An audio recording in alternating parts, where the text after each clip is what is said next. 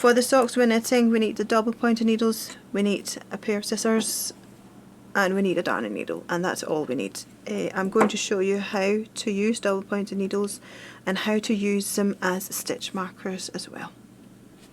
So when I'm knitting socks, I'm using double pointed needles like these. You can get metal needles and you might prefer them. For this project though, I'm going to use these Knit Pro needles. I haven't used them before. They're called cubics, so they're square needles. I don't think you can see, it's a bit difficult to see, I think. So, but apparently the stitches are supposed to sit on these needles much more firmly, so I'll give them a go. So for this pair of socks, I'm going to use the West Yorkshire Spinner Signature 4-ply in the colourway Rum Paradise. I love this rainbow colour. I am going to use the long tail method to cast on, so I need to calculate out the length of my tail. I'm doing that by pinching my yarn at the end against my needle, wrapping it around 10 times,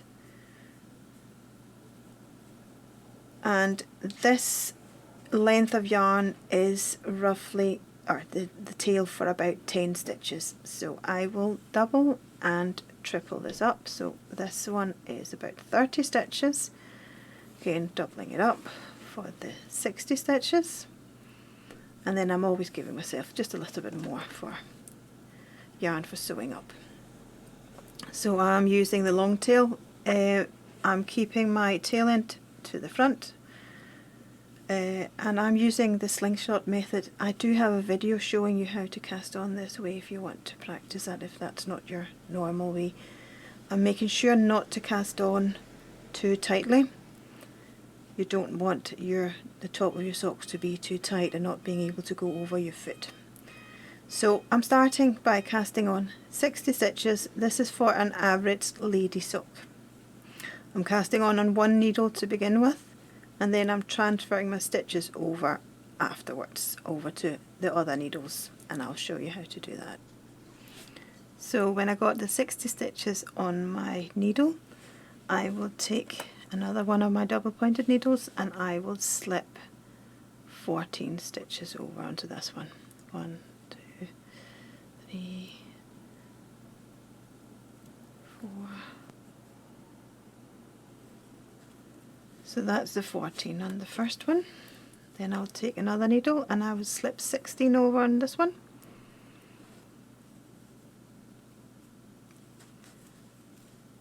And then I should have 30 on this last needle. The reason I'm setting it up this way is because I want a needle with 30 stitches on, because this is going to be the stitches I'm using for my heel flap when I have knitted the cuff. And it also indicates it, I'm using this needle here kind of a stitch marker, so I know this is the side of the sock.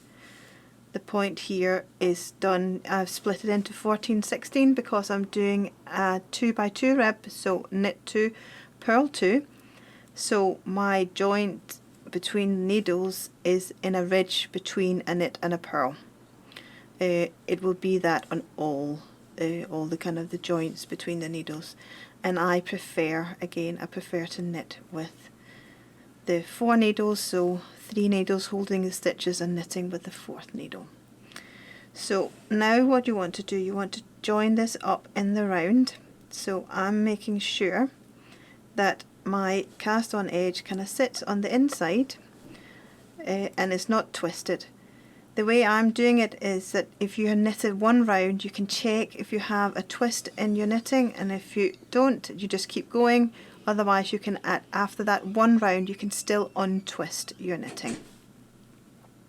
So I'm taking my 4th needle and I'm holding my joint here very close together, and I basically just start by knit 2 and purl 2.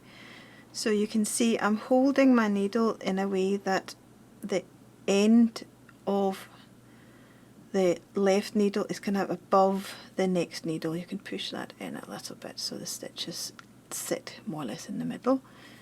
and then the one I'm knitting with here, I'm holding underneath that needle with the 30 stitches. I've just found that the way I knit this gives me the best kind of, it just becomes most comfortable. So my last 2 stitches.